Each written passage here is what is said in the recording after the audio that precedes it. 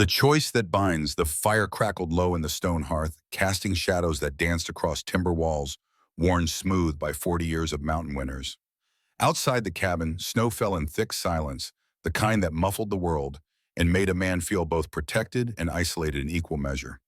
Caleb Stone sat in his chair near the warmth hands resting on knees that had carried him through more decades than he sometimes cared to count. His hair had gone white as the snow beyond the window, but his eyes remained sharp, watchful in the way of men who'd spent their lives reading land and weather and the intentions of other men. Across from him, his grandson Thomas shifted in his seat, the wool uniform still stiff and new against his young frame. 18 years old, fresh-faced with that peculiar mixture of eagerness and fear that came to all boys on the edge of manhood. Tomorrow morning, he would board the train east, then a ship across an ocean to fight in a war that old men had started and young men would finish, or die trying. The boy had been quiet most of the evening, staring into the flames as if they might hold answers to questions he didn't yet know how to ask. Finally, he spoke. "Were you scared when you had to go to war?" Caleb considered the question with the same care he'd once used to track elk through deep snow. The answer mattered. Truth always did, especially on a night like this. "War isn't the thing that scares a man most," he said, voice carrying the gravel of age but none of its weakness. "The truly frightening thing is having to choose when none of your choices are right, when every path leads through darkness and you can't see what waits at the end." Thomas leaned forward slightly, firelight catching the worry in his eyes. "Did you ever have to make a choice like that?" "Once." Caleb's gaze drifted toward the window. Though he wasn't seeing the snow, he was seeing a different storm, a different time. Year of 1878. The decision I made that autumn shaped everything that came after. Every day, I lived every moment of joy or sorrow, all of it traced back to one afternoon in a frontier market. "What happened?" Caleb pulled in a breath that seemed to carry weight from across the decades. "It started in a place called Silver Point, mining camp in the Colorado Rockies. And it started with a woman no one wanted to buy." The old man's eyes grew distant, falling back through time to when his hair was dark and his hands were quick, and the world still held possibilities he hadn't yet closed the door on. "Let me tell you about the day I met your grandmother."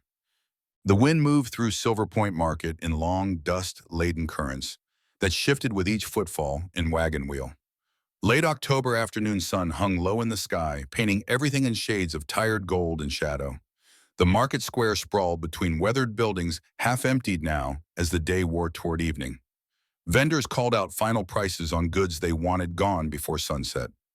Miners and trappers moved between stalls with the slow deliberation of men who'd learned to make every dollar stretch through winter. Caleb Stone rode down from the high country on his mule, a pack animal loaded with furs he'd spent the last 4 months collecting. 26 years old, lean and weathered from mountain living, he moved through the world with the quiet watchfulness of someone who'd seen what happened to careless men. 3 years he'd lived alone up in the high timber trapping and hunting, speaking to no one for weeks at a time. 3 years since he'd buried Sarah and decided that solitude was safer than risking his heart again. He hadn't planned to stay in Silver Point long, salt, ammunition, coffee wool for the coming winter. Simple needs quickly met, then back to his cabin before dark. He didn't like towns anymore. Didn't like the noise, the press of bodies, the way people asked questions with their eyes even when their mouths stayed quiet. But as he dismounted near the general store, he noticed something wrong in the way the crowd had gathered near the far end of the square. Not wrong in the sense of danger, but wrong in the way that made the air feel heavy. People stood in a loose semicircle, some watching, most pretending not to. The kind of attention that came when something shameful was happening and nobody wanted to be the one to stop it. Caleb's first instinct was to turn away. Not his business, not his problem. He'd learned that lesson hard and carried it like a scar. But his feet didn't move toward the store. They moved toward the crowd. He pushed through the outer ring of onlookers, his height giving him a clearer view over most heads. What he saw made something cold settle in his chest. A wooden platform stood at the center of the gathering. On it, a woman. She wore the torn remnants of a nun's habit, black fabric shredded at one shoulder to expose the white underdress beneath. Her feet were bare, caked with dirt and dried blood from what must have been days of walking over rough ground. Dark hair hung loose around her face, uncombed, tangled. A bruise marked her left cheekbone, faded to yellow-green, but still visible. Her hands clutched a thin blanket around her shoulders, knuckles white from the force of her grip.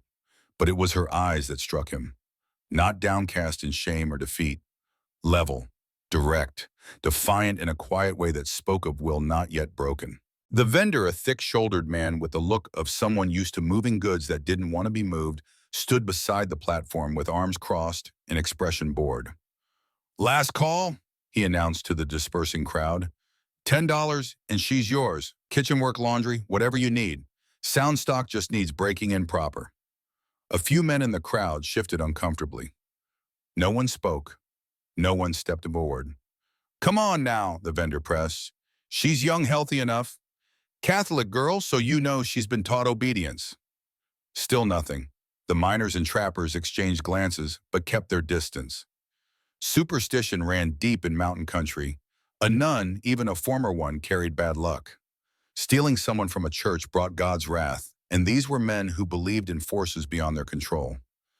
Caleb watched the woman's face. She didn't plead, didn't speak, just stood there with that blanket wrapped tight and her chin up, waiting to see what fresh hell the day would bring her. Something in her posture reminded him of Sarah, not in features or coloring, but in the tilt of her spine. That refusal to crumble, even when the world was doing its best to grind her down. He should walk away, should get his supplies and ride back to his cabin and his solitude and his carefully maintained emotional distance from anything that might hurt him again. The vendor sighed. $10, final offer. Otherwise, I'm done wasting daylight. Caleb's hands tightened on his rifle strap. Every instinct he'd developed over 3 years of isolation screamed at him to turn around, to let this play out without his involvement. Then the saloon doors at the edge of the square swung open and a man stepped out. Wade Brennan. Caleb recognized him instantly, though 3 years had passed since their last encounter.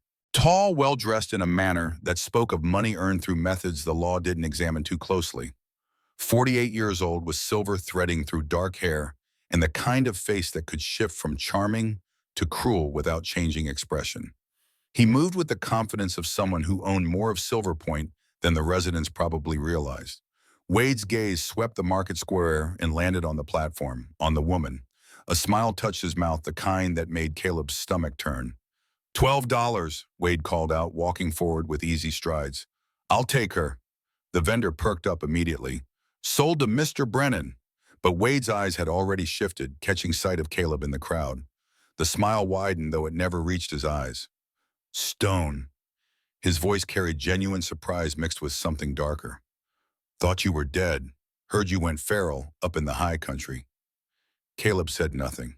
He hadn't spoken to Wade Brennan in 3 years. Hadn't wanted to. The last time they'd been in the same space, Sarah had still been alive. Wade tilted his head, studying Caleb the way a man might study an opponent across a card table. You shopping for help didn't figure you for the type to need a woman around the place anymore. The implication hung in the air like gunsmoke. Wade knew exactly what buttons to push, exactly how to twist the knife. Caleb's jaw tightened. He looked at the woman on the platform, at the defiant set of her shoulders, at the blanket she clutched like armor, at her bare bleeding feet. He looked at Wade, who was already counting out coins with the satisfied air of a man who always got what he wanted. 3 years Caleb had spent avoiding exactly this kind of situation. 3 years of telling himself that other people's problems weren't his concern, that getting involved only led to pain. But he couldn't do it. Couldn't stand here and watch Wade Brennan take possession of another human being. Not when he knew what Wade was capable of. Not when he could still see Sarah's blood on the cabin floor every time he closed his eyes. 15, Caleb heard himself say. The market went quiet. Even the vendor looked surprised. Wade's smile faded slightly, replaced by something harder. That's a lot of money for someone you don't know, Stone. 15, Caleb repeated. He pulled coins from his pocket, counted them out with deliberate care, and set them on the nearest crate. The metallic clink echoed in the sudden silence. Wade watched the transaction with narrowed eyes. For a moment, the two men stood facing each other, the crowd a loose circle around them, sensing violence in the air, even if they couldn't name its source. Then Wade stepped back, hands raised in mock surrender. She's yours, old friend, for now. The words carried weight beyond their surface meaning, a promise, a threat. Wade Brennan didn't forget slights, and he never let go of anything he considered his. But Caleb had made his choice, the kind you couldn't unmake. He moved to the platform and pulled his elk hide coat from his pack, heavy lined with wool worn at the collar from years of hard use. He held it out to the woman without speaking. She looked at him with those level eyes searching his face for intention. Whatever she saw, there must have satisfied some internal calculation because she reached forward slowly and took the coat. Her fingers brushed his hand for just a moment. They were ice cold despite the afternoon sun. She pulled the coat around her shoulders, and something in her posture shifted. Not relaxation exactly, but a fractional easing of tension. "Can you ride?" Caleb asked quietly. The first words he'd spoken directly to her. His voice came out rougher than intended, rusty from disuse. She nodded. Once. Controlled. He helped her down from the platform and over to his mule, keeping contact minimal, respectful. She climbed into the saddle with movements stiff from standing still too long. Caleb adjusted the coat so it covered her better, then took the reins and started toward the road that led up into the mountains. Behind them, Wade Brennan watched from the saloon doorway. His expression promised that this wasn't over.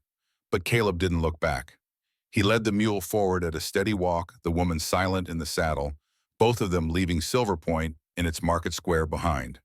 The real journey was just beginning. The trail climbed through pine forest that grew thicker as they ascended the area, cooling with each 100 feet of elevation gained. Caleb walked beside the mule rather than riding, setting a pace that wouldn't jar the woman too much but still covered ground. 4 hours to his cabin if they didn't stop. Maybe 5, given her condition. She hadn't spoken since leaving town. Neither had he. The silence between them felt less awkward than it might have borne more from necessity than discomfort. She needed time to process whatever had just happened, and he needed time to figure out what the hell he was going to do with a traumatized nun in a cabin built for one. The sun sank lower, painting the high peaks orange and purple. Temperature dropped fast in the mountains this time of year. Already he could see her shivering despite the heavy coat. An hour into the climb, 3 gunshots echoed from the valley below, spaced evenly, deliberate. Caleb stopped, hand moving instinctively to the rifle slung across his back.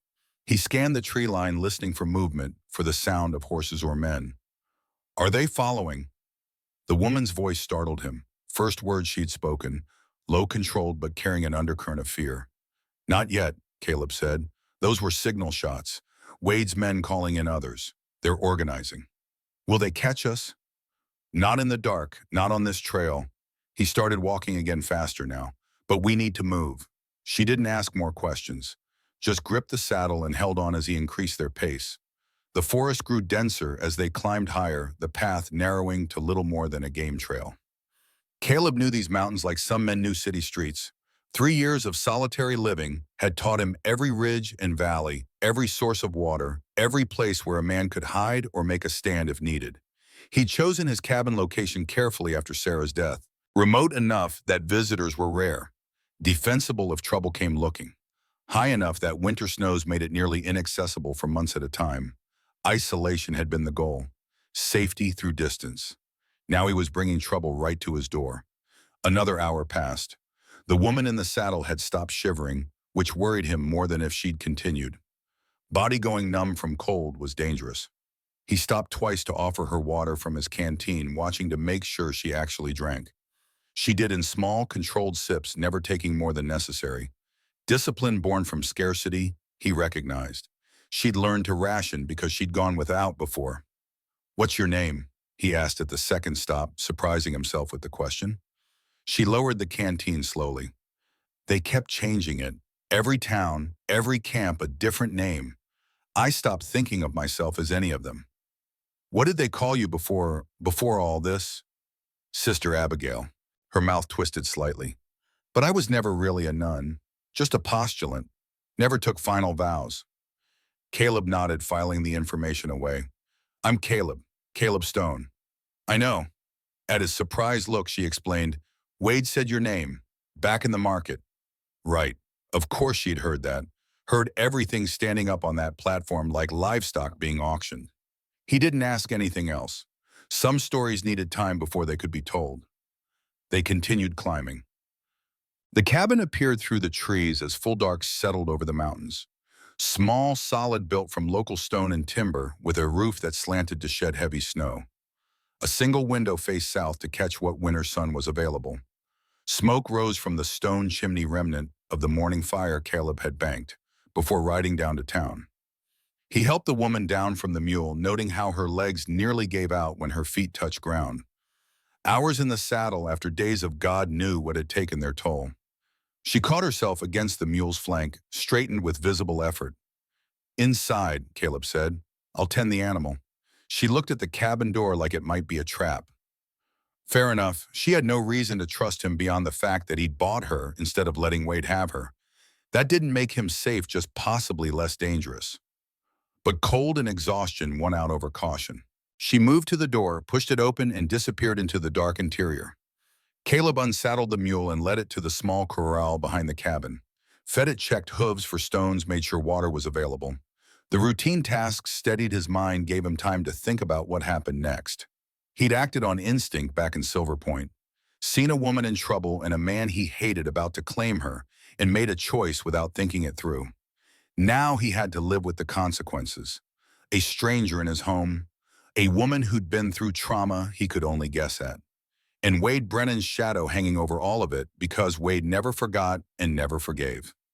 Caleb finished with the mule and stood for a moment in the cold dark, looking up at stars so bright they seemed close enough to touch. 3 years he'd lived up here without complications. 3 years of simple survival and solitude. That was over now. He walked back to the cabin and went inside. The single room was as he'd left it that morning. Bed against the far wall, sturdy frame built to last. Small iron stove in the corner, still holding heat from coals he'd banked hours ago. Table with 2 chairs, though he'd only ever used one. Shelves lined with supplies, tools, everything organized with military precision. The woman stood near the stove, hands extended toward the warmth. She'd removed the elk hide coat and folded it carefully, setting it on the table. Without it, he could see how thin she'd become. The torn habit hung loose on a frame that should have carried more weight. Caleb moved to the stove and added 2 pieces of wood, adjusting the air vent until flame caught properly. The woman stepped back to give him room, but her eyes tracked his every movement, cataloging, assessing, looking for threats. He understood that. He'd done the same thing when he first came to this cabin, mapped every exit, every potential weapon, every place danger might come from. "Stew's in the pot," he said, pointing to the cast iron vessel sitting cold on the shelf. "From this morning. Still good." He reheated it over the stove while she watched in silence. When steam began to rise, he ladled a portion into a tin bowl and set it on the table, placed a spoon beside it, then stepped back, giving her space. She looked at the food the way a starving animal might look at offered meat, wanting it desperately but unable to trust the offering. "Eat," Caleb said quietly. "No strings." She moved to the table slowly and sat, picked up the spoon with a hand that trembled slightly, brought the first bite to her mouth with careful deliberation. Then she was eating in steady, controlled movements.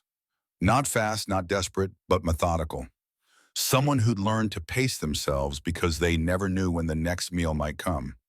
Caleb turned away to give her privacy, busying himself with preparing the cabin for night. He pulled a folded blanket from the trunk at the foot of the bed and placed it beside the mattress. Then he moved his chair closer to the stove and positioned it so he could see both the door and the window.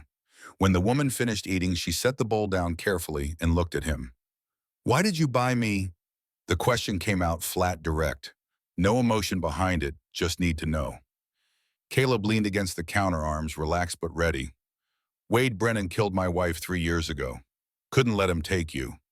The words landed in the room like stones dropping into still water. Truth, plain and simple. She absorbed this information with a small nod. "So this is revenge.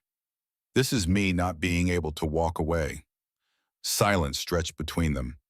Outside, wind moved through pine branches with a sound like distant water. "The bed is yours," Caleb said, finally pointing. "Blankets there if you need it. I'll keep watch tonight." "Watch for what?" "Wade doesn't let go of things easily. Those signal shots mean he's gathering men. They won't come in darkness, but they'll come." Fear flickered across her face, quickly suppressed. Should I have gone with him? Would that have been safer? Safe's relative. With me, you have choices. With Wade, you don't. She stood slowly, exhaustion pulling at her frame. Moved to the bed and sat on its edge, testing the mattress like she'd forgotten what real furniture felt like. Then she lay down on top of the blanket, still wearing the torn habit, too tired or too traumatized to undress even for sleep. Caleb pulled the blanket over her anyway, up to her shoulders, a gesture more paternal than anything else. She didn't flinch, which he took as progress. Sleep, he said. We'll talk more in the morning. She was asleep before he finished speaking, dropping into unconsciousness, like someone who hadn't truly rested in weeks. Caleb settled into his chair by the stove rifle across his lap and prepared for a long night. He fed the fire periodically, keeping the cabin warm, but not hot. Listened to the sounds of the mountains settling around them, watched the woman sleep, and tried not to think about all the ways this could go wrong. Tried not to think about Sarah. Tried not to wonder what the hell he'd gotten himself into. Outside, an owl called. Wind picked up, carrying the promise of early snow. And in the valley far below, lanterns moved through Silver Point streets as Wade Brennan made his plans. Dawn came slowly to the high country light, creeping over eastern ridges and filtering through pine forest before reaching the cabin. Caleb hadn't slept. He'd sat watch through the entire night, keeping the fire-fed, monitoring every sound from outside. His body knew how to function without sleep, trained by years in the cavalry, and more years alone where relaxing your guard could mean death. The woman stirred as pale light touched the window. He watched her wake in stages, confusion crossing her face before memory returned, and with it wariness.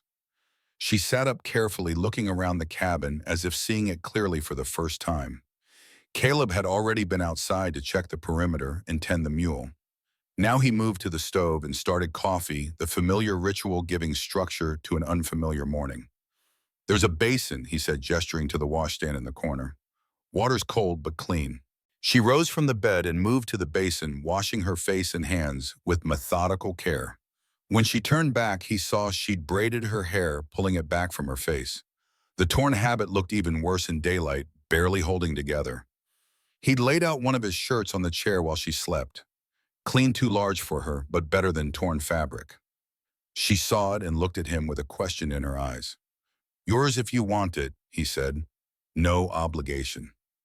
She took the shirt and stepped behind a hanging blanket he'd rigged for privacy. When she emerged, she wore the shirt belted at the waist with a piece of rope sleeves rolled to her elbows. The habit lay folded on the bed, set aside but not discarded. Caleb poured coffee into 2 tin cups and set them on the table along with cornbread left over from yesterday. Basic food but warm and filling. They sat across from each other, the table between them. May I say grace? She asked. He nodded, waited while she bowed her head and murmured a quiet prayer. He didn't join her, but he respected the pause. She ate slowly, savoring the coffee like it was something rare and precious. Maybe for her, it was. After a few minutes of silence, Caleb spoke. Do you have people, family? She set down her cup carefully. I don't know. The convent. I was at St. Catherine's. 3 territories east. I was a postulant there. Hadn't taken final vows yet. Long way from here. They took me at night, she said, voice level but carrying weight. 6 men broke into the chapel during midnight vigil. Grabbed Sister Mary first. She screamed. I ran to wake the others. They caught me in the hallway, put a bag over my head. When I woke up, I was in a wagon. Caleb listened without interrupting. This was her story to tell at her own pace. They kept moving us. Different camps, different towns. Some girls were sold right away. I was kept because of this. She reached into a pocket he hadn't noticed and pulled out a rosary, showing him the metal attached to the beads. A family crest, engraved metal worn, but still clear.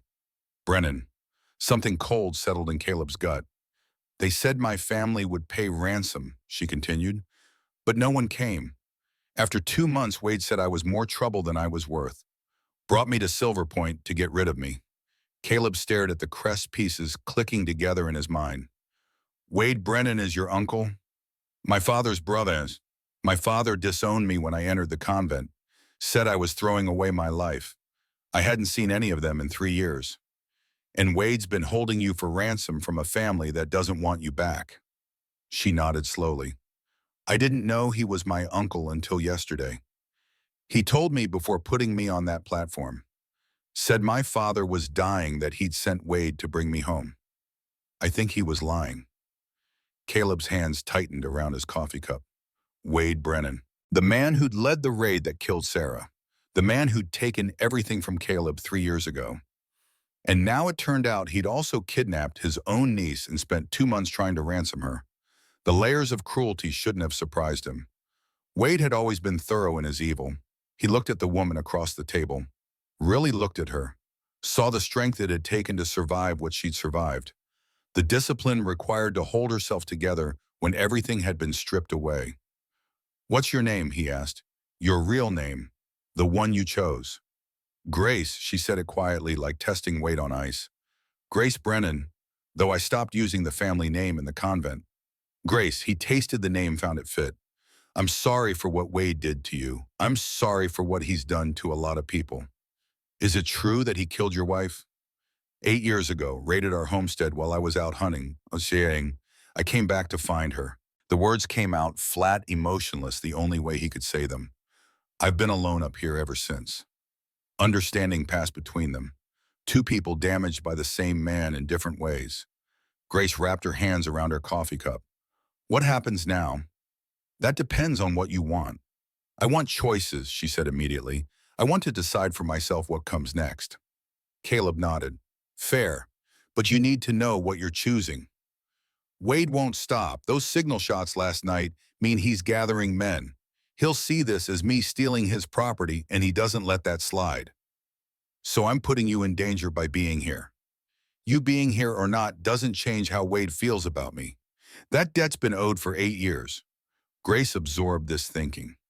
The convent is 6 weeks away. Minimum, and winter's coming. Snow will close most passes in another month. So I'm trapped here. Not trapped, staying. There's a difference. Caleb leaned forward slightly.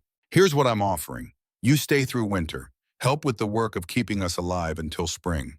When the thaw comes, I'll take you wherever you want to go. Convent town, wherever. Your choice. Until then, you're safe, fed, warm, and I won't touch you beyond what's necessary for survival." She studied his face, looking for deception or hidden intent. "Why would you do this?" "Because I couldn't walk away at that market, and I can't walk away now because Wade took something from me and I won't let him take anything else. And because everyone deserves the chance to choose their own path." Silence stretched while she considered. Outside, a crow called. Wind moved through the pines. Finally, she extended her hand across the table. "Until spring, then. I'll work. I'll learn.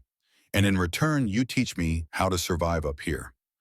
Caleb took her hand. Her grip was stronger than he'd expected, her palm calloused from whatever labor she'd done before all this. "Deal," he said. "But you need to understand something. Up here, mistakes kill you. I'm going to teach you the way I was taught. Hard, direct, no coddling." "I don't want coddling. I want competence." A small smile touched his mouth, first one in longer than he could remember. "Then measure twice, cut once." She tilted her head. "What does that mean?" "Old carpenter's saying means think before you act, prepare before you commit. In these mountains, rushing gets you killed. Take your time. Do things right the first time." Grace nodded slowly. "Measure twice, cut once. That's your first lesson. Everything else builds from there." They finished their coffee in a silence that felt less heavy than before. An understanding had been reached, terms set, a temporary alliance formed. Neither of them could know it yet, but that handshake would change everything. The first 3 days established patterns that would define their winter. Caleb woke before dawn each morning, checked the perimeter while Grace slept, then started the fire and prepared coffee. By the time she woke, the cabin was warm, and the day's first tasks were clear. Water first. Always water. The spring sat 200 yards downhill, sheltered by rocks, but requiring careful navigation. Grace carried buckets at first with determination that outpaced her strength. She spilled half the first load, her arms shaking from effort. The second trip went better. By the third, she'd figured out to fill the buckets only part way and make more trips rather than fewer heavy ones. Caleb watched from a distance, letting her solve the problem herself. When she finally returned with both buckets properly filled, he simply nodded. "Better." That one word of approval seemed to matter to her more than elaborate praise would have. Firewood came next.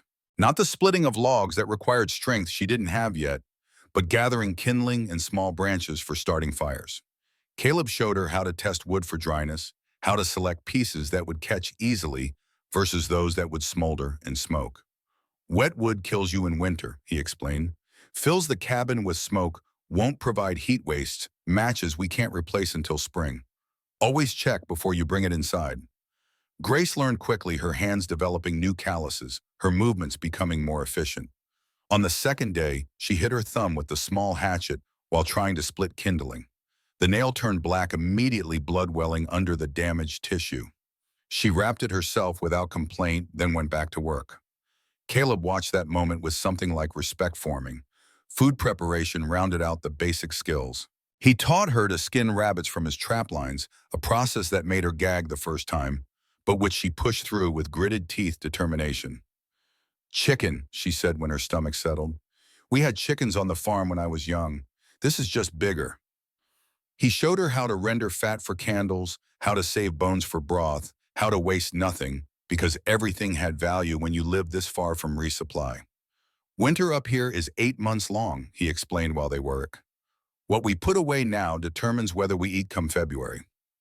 Evenings were for maintaining the fire and learning its language, how to read smoke for weather changes, how to bank coals so they'd last the night without burning through all the wood, how to adjust the airflow for maximum heat with minimum fuel.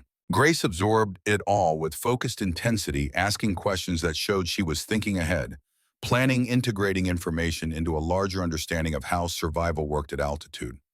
On the third evening, while Caleb was demonstrating how to maintain the rifle's action, his sleeve rode up past his wrist. Grace's eyes caught on the scar running from wrist to elbow, raised white tissue across tan skin. He noticed her noticing and pulled the sleeve down quickly. "Old wound," he said. She didn't push, but he could see her filing the information away. Defensive wound, knife fight. Someone had tried to kill him and he'd survived. That night, he pulled out Sarah's Bible from the trunk at the foot of the bed. Hadn't opened it in 3 years. The pages smelled of dried lavender and old paper. He set it on the table near Grace without comment. She looked at it, then at him, question in her eyes. "My wife was Catholic," he said. "She'd want you to have it." Grace's hands hovered over the leather cover, not quite touching. "I can't take this. Not asking you to keep it forever. Just use it while you are here." She opened the book carefully, reverently, and Caleb saw tears well in her eyes before she blinked them away. "Thank you." He nodded and turned to tend the fire, giving her privacy for whatever emotions she needed to process. That night, she read by firelight for an hour before sleeping, her lips moving in silent prayer. Caleb sat in his chair and cleaned his weapons, the familiar ritual soothing in its repetition. For the first time since Sarah's death, the cabin didn't feel quite so empty. On the 5th day, Grace's rosary broke. She'd been carrying it in her pocket, taking it out periodically to pray. The string finally gave way from age and stress beads scattering across the wooden floor with a sound like rain on a roof. Grace dropped to her knees, immediately scrambling to collect them, making small distressed sounds she tried to suppress. Caleb understood. That rosary was the only thing she'd kept through all her trauma. Her mother's rosary, she'd told him. The only connection to a life before everything went wrong. He knelt and helped her gather beads, careful not to miss any in the floorboard cracks. "It can be restrung," he said quietly. "It was my mother's." Her voice caught. "The only thing I have left." "I know, I'll fix it." She looked at him with desperate hope. "You can do that." Sarah prayed the rosary every night. I learned the count. That evening, he sat at the table with thin leather cord and the beads spread before him. Grace watched from the bed, hugging her knees as he carefully threaded each bead in the proper sequence. 5 decades. The mysteries. The crucifix at the end. His hands, rough and scarred from mountain living, moved with surprising delicacy. The rosary he'd made for Sarah had been their first anniversary gift. He'd spent a week getting the spacing perfect. These skills didn't fade. When he finished, he held it up to check the length, then passed it to Grace. She took it with hands that shook slightly, running the beads through her fingers. "It's perfect. Keep it close. Don't let it break again." That simple act of repair seemed to shift something between them. Trust maybe, or at least the beginning of it. On the seventh night, they had their first real conversation. The fire burned low, casting orange light across the cabin. Grace sat at the table with Sarah's Bible open before her, though she wasn't reading, just looking at the pages like they held answers to questions she didn't know how to ask. Caleb cleaned his rifle, a task that required attention but left his mind free to wander. "May I ask about Sarah?" Grace's voice came quiet, careful. He didn't stop working on the rifle, but he didn't shut her down either. "What do you want to know?" "How did you meet Fort Kearney?" "She was a laundress there. I was a cavalry scout. Saw her hanging wash one day and couldn't stop thinking about her smile." "What was she like?" Caleb considered the question, sorting through memories that still carried sharp edges. "Strong, laughed easy even when things were hard, made terrible coffee." A small smile. "Used to burn the beans every time, but I drank it anyway because she tried." "She sounds wonderful." She was. He set down the cleaning rod, meeting Grace's eyes. "And I failed her, wasn't there when she needed me." "That wasn't your fault. Doesn't change what happened." Grace closed the Bible gently. "I never wanted the convent, you know. My father sent me there after my mother died. Said I was too wild for proper society, that the sisters would teach me discipline. They were kind, but I never heard God calling me. Just my father's voice telling me who I should be." "Then why stay? Where else could I go?" She spread her hands helplessly. "I had no money, no skills beyond what farm work taught me. The convent was shelter, safety, routine, until Wade took even that." "Yes." They sat in silence for a moment, two people whose paths had been violently altered by forces beyond their control. "Do you still believe?" Caleb asked.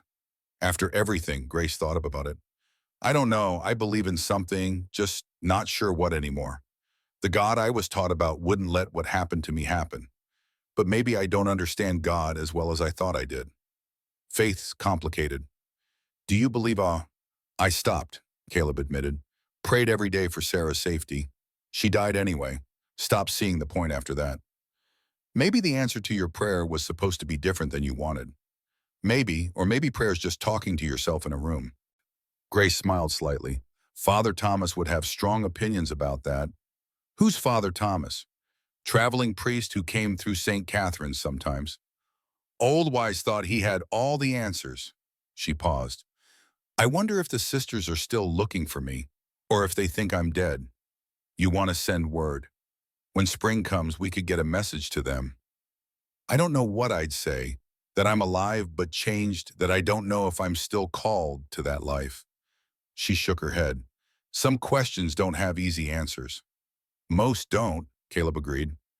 The fire popped, sending sparks against the screen. Outside, something moved through the underbrush. Fox probably, or deer. Nothing threatening. Grace stood and moved to the window, looking out at darkness and stars. "I'm not the person I was before all this. That Grace Brennan died somewhere between St. Catherine's and here. I don't know who I'm becoming."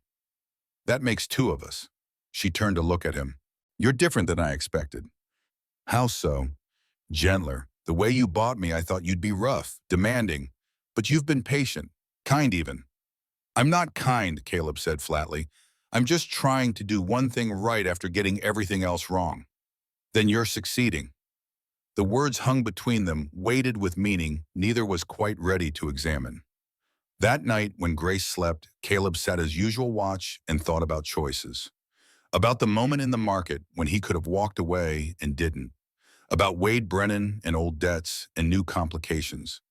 About the woman sleeping in his bed who was somehow both exactly what he'd expected and nothing like it. Measure twice, cut once, he'd told her. But he'd made his cut without measuring, had acted on instinct instead of calculation. Now he'd live with the consequences, whatever they turned out to be. On the eighth day, the arrow came. Caleb found it at first light, driven deep into the cabin door. Attached to the shaft, a letter folded and sealed with wax. He pulled it free and brought it inside. Grace was awake, making coffee, and looked up with immediate alarm at his expression. "What is it?" Caleb broke the seal and read. The words made his jaw tighten. Grace moved closer. What does it say? He handed her the letter without comment. Her face went pale as she read Wade's neat handwriting. Stone, the girl is my niece. My brother, her father, lies dying in Denver. His last wish is to see his daughter before the end. I've come to take her home, not to harm her, to do right by family. $500 if you hand her over peacefully, or I'll burn you out come March when the snows melt. Your choice, Dr. Bob. Grace lowered the letter with shaking hands. My father is dying.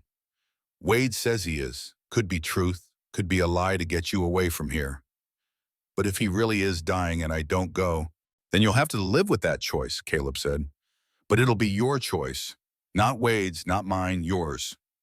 Grace moved to the window, staring out at the forest. What if I regret not going? Then come spring, I'll take you to Denver myself. You can see for yourself what's true and what's manipulation. You'd do that. I said you'd have choices. I meant it. She was quiet for a long time, processing. Finally, she turned back to face him. I choose to stay. For now, if my father truly wants me, he can wait until spring. If he can't wait that long, then his deathbed conversion doesn't mean much anyway.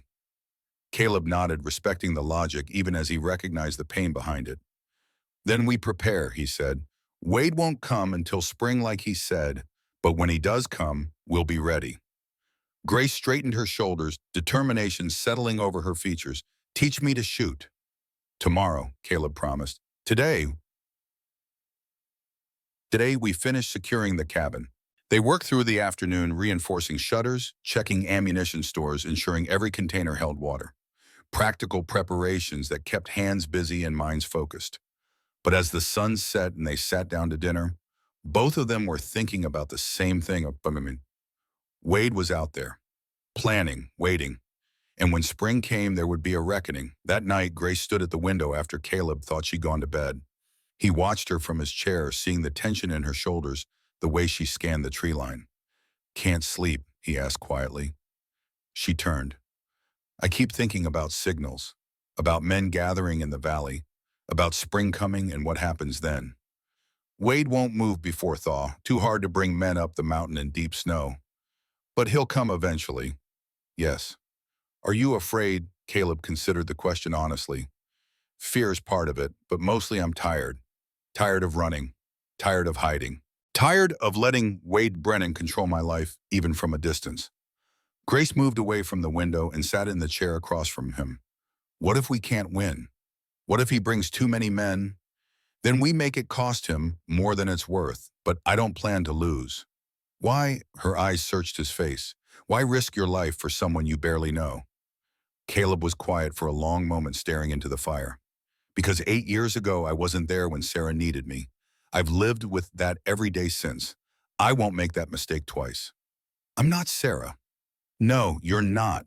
You're Grace, and you deserve the chance to choose your own path without men like Wade dictating terms. She absorbed that, something shifting in her expression. Thank you. Don't thank me yet.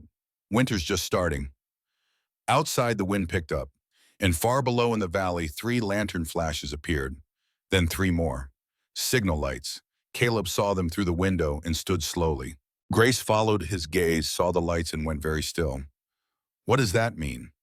Means Wade's organizing his men, letting them know where to gather when the time comes. He closed the shutters, blocking the view. Means the clock's ticking. Grace wrapped her arms around herself despite the cabin's warmth. I brought this to you. All this danger.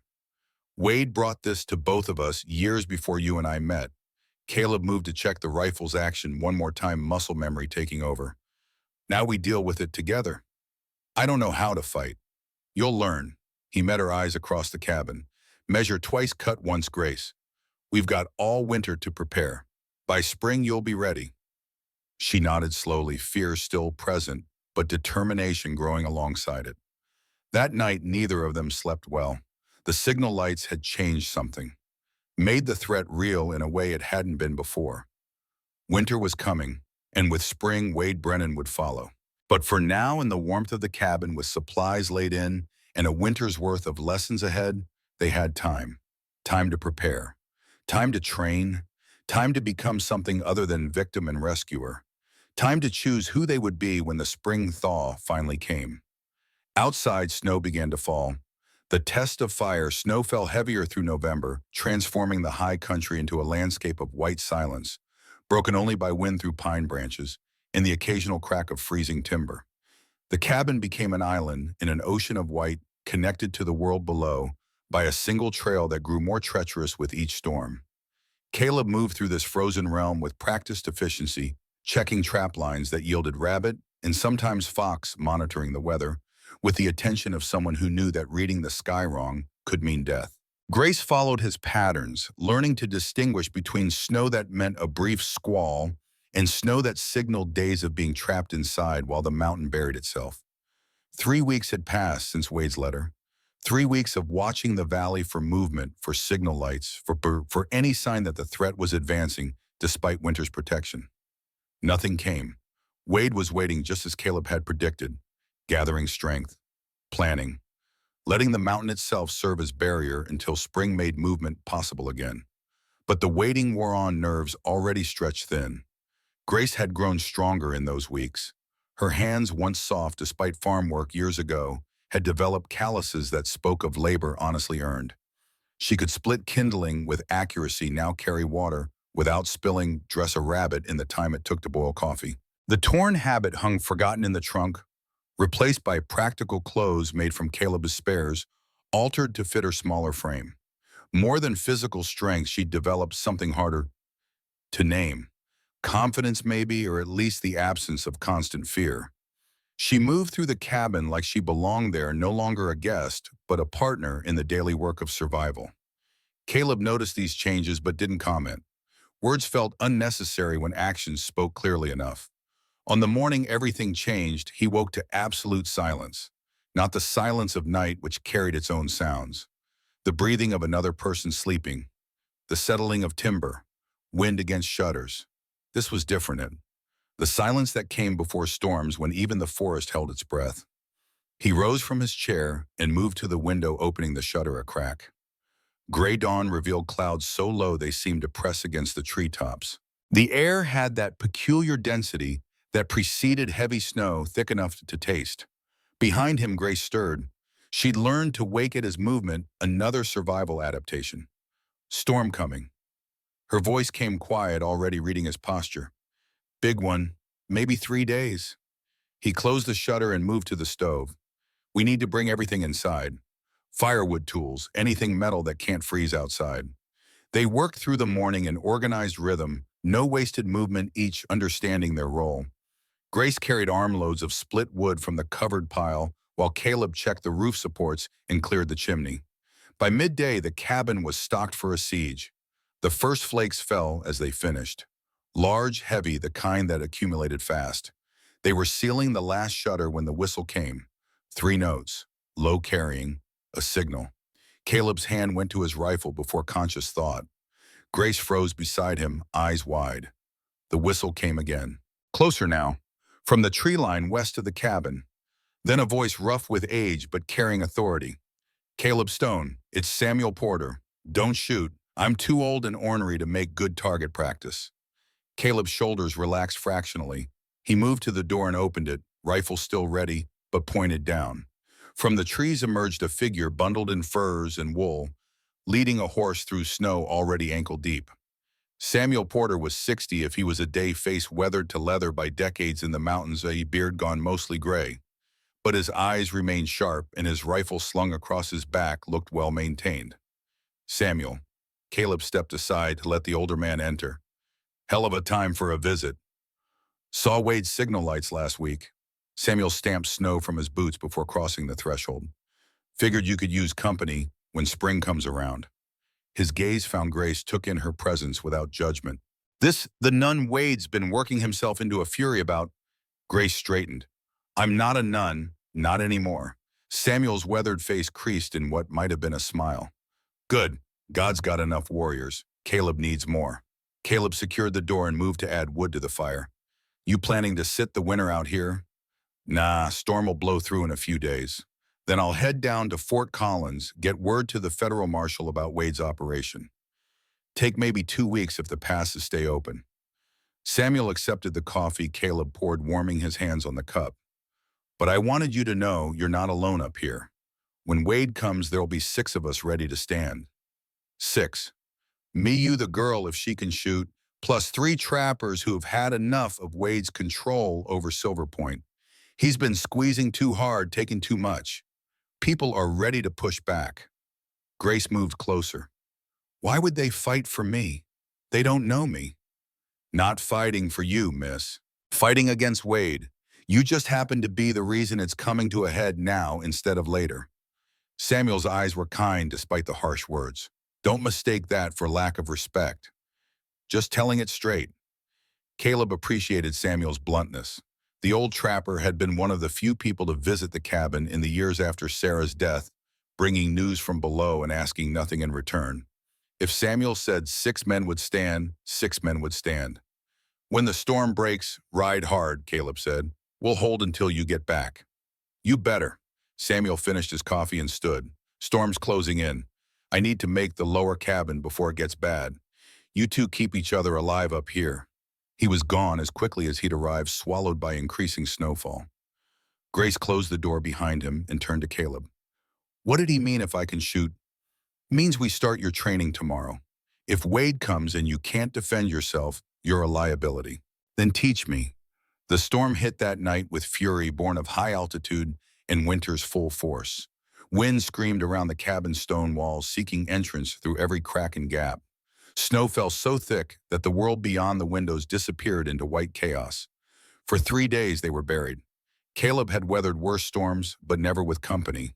The close quarters forced an intimacy that had nothing to do with romance and everything to do with survival. They moved around each other in the small space with careful choreography, maintaining the fire, rationing food, keeping water melted for drinking.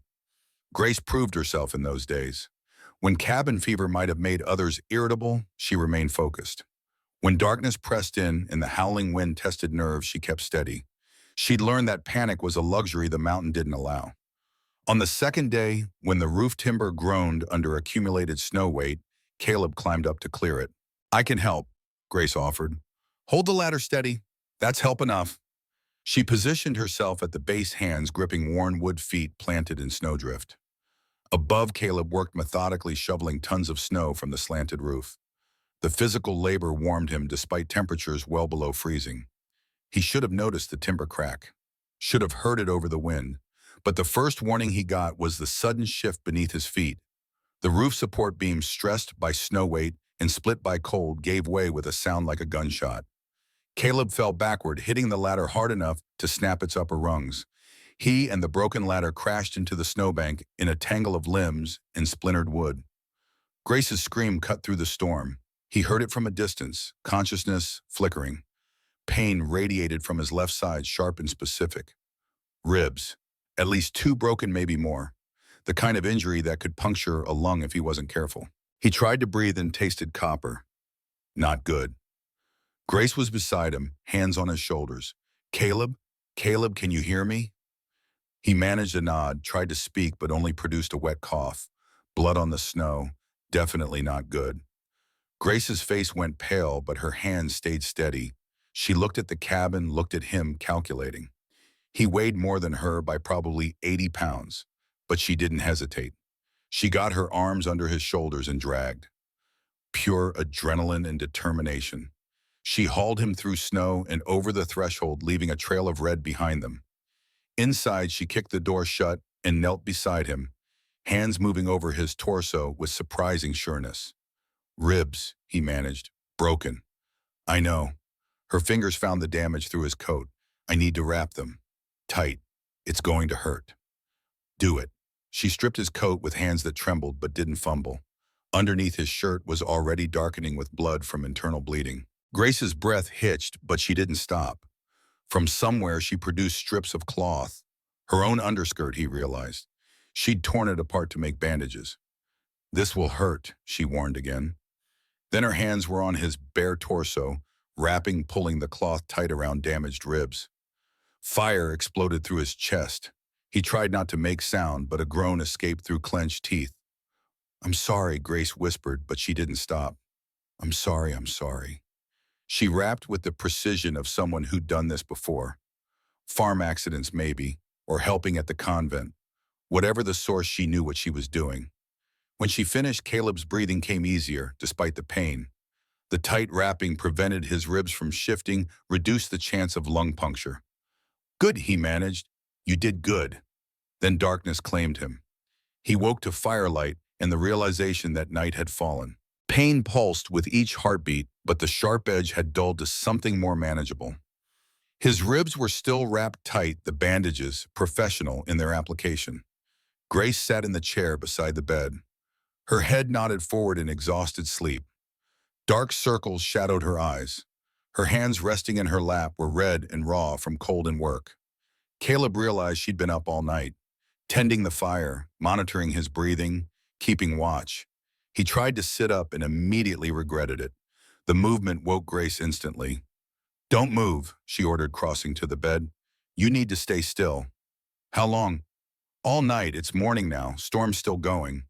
She pressed a hand to his forehead, checking for fever. You're warm but not burning. That's good. You should have slept. I will, after you're stable. She moved to the stove and returned with broth steam rising from a wooden cup. Drink, slowly. He obeyed, partly because he was thirsty and partly because arguing took energy he didn't have. The broth was good, rich with fat and salt. She'd added something herbal. Willow bark, maybe, for the pain. Where'd you learn medicine? He asked between sips. Farm life. My brother broke his arm when I was 12. Mother taught me how to set it, how to watch for infection. Grace settled back into the chair, exhaustion evident in every line of her body. And at the convent, they had me help in the infirmary sometimes. Sister Agnes said I had steady hands. You do. Over the next 2 days, Grace proved herself in ways that had nothing to do with mountain skills. She kept the fire going alone, melted snow for water, rationed their food supplies. She changed Caleb's bandages, twice checking the bruising that spread across his ribs like storm clouds. It's bad, she said the second time. Purple all along here, but I don't think the lung is punctured. Your breathing sounds clear. You're keeping me alive. You kept me alive first. This is just returning the favor. But her hands lingered on the bandages a moment longer than necessary, and something in her expression spoke of more than simple reciprocity. Caleb noticed but didn't comment. Some things were better left unspoken. On the third day of his recovery, fever hit. Not from infection, Grace determined, but from his body fighting the trauma. She forced water down his throat, kept cold compresses on his forehead, and when delirium set in, she held his hand. In his fevered state, Caleb spoke words he wouldn't have said conscious. Sarah, I'm sorry. Should have been there. Should have protected you. Grace's grip tightened on his hand. She forgave you. You're forgiven. Can't fix it, can't bring her back. No, but you saved me. That counts for something. Through the fog of fever, Caleb's eyes opened. For a moment, he seemed confused, caught between past and present. Grace, I'm here. You're safe. His hand found hers, gripped it with surprising strength. Don't leave. I won't, I promise. She kept that promise through the long night, staying beside him as fever burned through his system. Sometime before dawn, he whispered something she couldn't quite hear. She leaned closer. What? You stayed, he murmured, consciousness surfacing briefly. Could have left, during the storm, taken supplies, the mule. Where would I go? Anywhere, you're not my prisoner. Grace looked at their joined hands. I know, that's why I'm staying. Understanding passed between them, unspoken, but profound. The fever broke at dawn. Caleb woke clear-headed for the first time in days, weak but rational. Grace dozed in the chair beside him, her head tilted at an angle that would leave her neck sore. He watched her sleep and thought about choice, about how she could have left him to die in the snow, could have taken his supplies and made for lower elevation, betting on finding help before winter killed her. Instead, she dragged him inside, wrapped his ribs, stayed awake for 2 days, keeping him alive. She'd chosen him, actively, consciously, despite having every reason to choose herself. That realization settled in his chest heavier than the broken ribs. When Grace woke an hour later, he was sitting up in bed, moving carefully but under his own power. You should be lying down, she said immediately. Been lying down too long. Need to move or I'll stiffen up worse. She helped him stand, letting him lean on her shoulder. Together, they made slow circuits of the cabin, building his strength back incrementally. By evening, he could walk unassisted, though every breath reminded him of damaged ribs. 2 weeks, Grace said, watching him move. At least 2 weeks before you should do any real work. Don't have 2 weeks. Storms passed. Wade could move any time. Wade's not stupid. He'll wait for full spring thaw. She guided him back to the bed with gentle firmness. You're no good to anyone dead. Rest. Heal. Let me handle the daily work. It went against every instinct Caleb had, depending on someone else. But Grace was right. Pushing too hard now would only extend his recovery. 2 weeks, he agreed, then back to training. December arrived with clear cold that made the air feel sharp enough to cut. The storm had passed, leaving behind a landscape transformed by several feet of fresh snow. Caleb's ribs healed slowly, the deep bruising fading to yellow-green, his breathing growing easier each day. Grace ran the cabin during his recovery with competence that surprised both of them. She maintained trap lines closer to the cabin, checked the mule daily, kept them fed and warm. The scared woman from the Silver Point market had been replaced by someone harder, more capable. But the proximity of those recovery days created its own complications. Physical intimacy that wasn't sexual but carried its own weight. One afternoon, Grace came in from checking snares with her hands white and numb. She'd been outside too long, lost track of time. The fingers on her right hand had gone beyond cold, into the dangerous numbness of frostbite. Caleb saw it immediately. Let me see your hands. She held them out, and he could see the skin had gone waxy, pale, bloodless. Without thinking, he took her hands in his and began rubbing them gently, carefully, bringing circulation back. His hands were large and rough, hers smaller, but growing calloused. The contact was necessary medical, but it created awareness neither could ignore. Grace's breath caught, not from pain. Caleb felt it too, the warmth of her skin returning under his ministrations.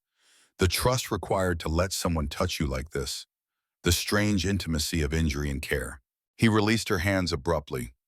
Keep them dry. Warm them slowly by the fire. Frostbite can cost you fingers. Grace nodded, not quite meeting his eyes. Thank you.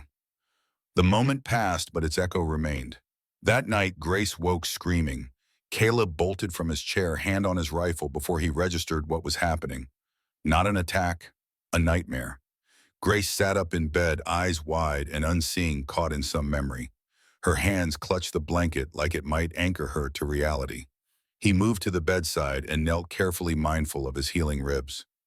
Grace, you're safe. You're here. She didn't respond, still trapped in whatever horror her mind was replaying. Grace, he touched her shoulder gently. Wake up, it's Caleb. Yours eye near the cabin, you're safe. Her eyes focused slowly, recognition returning in stages. When she fully realized where she was, tears spilled over.